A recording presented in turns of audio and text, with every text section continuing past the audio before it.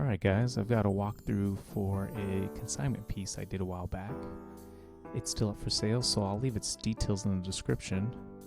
It's going to be a pop art psychedelic style mandrill, so for the next bit I'm just using my color scheme to block out the details and follow along with my sketch.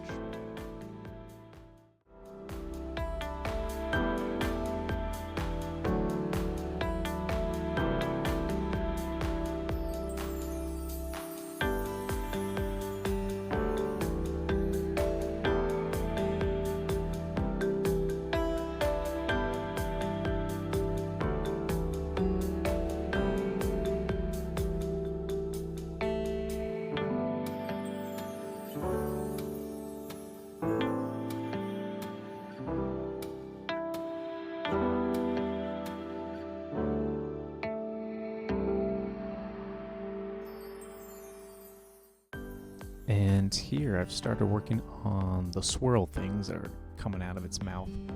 I'm using brighter colors for this to kind of contrast the darker color scheme I'm using for the mandrill itself, separate the two.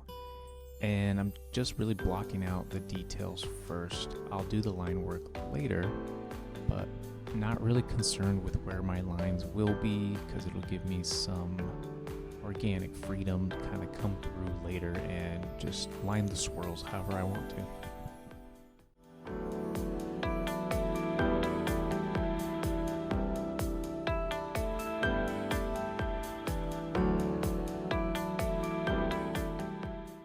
Now I'm bringing in some green here just because I didn't want to use an analogous scheme for all the swirls. I thought it'd be a little bit too bright, and this is personally just easier on my eyes, so I wanted some cooler colors mixed in with the warmer colors since we do have the same thing for the mandrill, like the yellow in the eyes.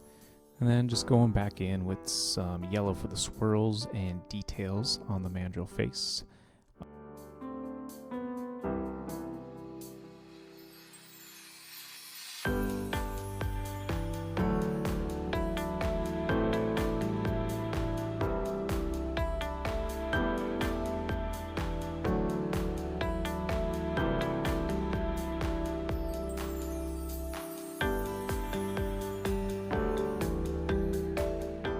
Alright, so when it was time for me to do the Sharpie line work, I was honestly pretty nervous of messing up here, so my initial lines were pretty shaky. Don't judge me, I was able to go back and fix them later once I got in the groove of things. Sorry my head's blocking this shot a lot. I do that Forrest Gump lean when I work.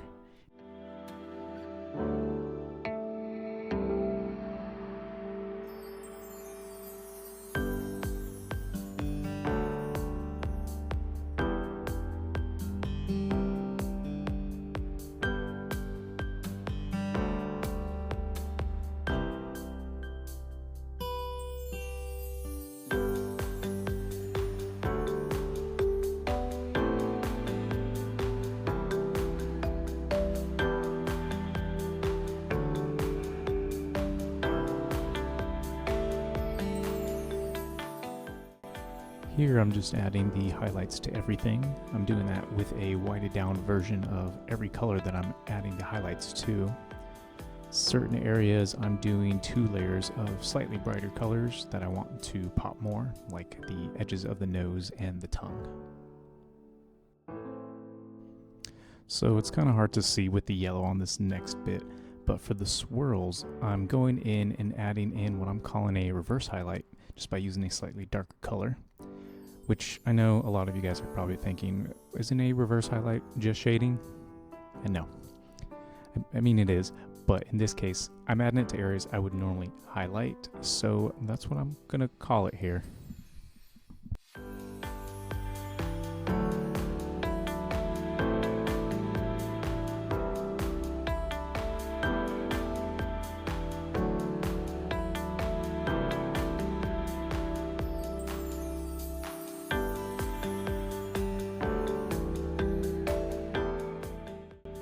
So the last details are with me adding in the eyes.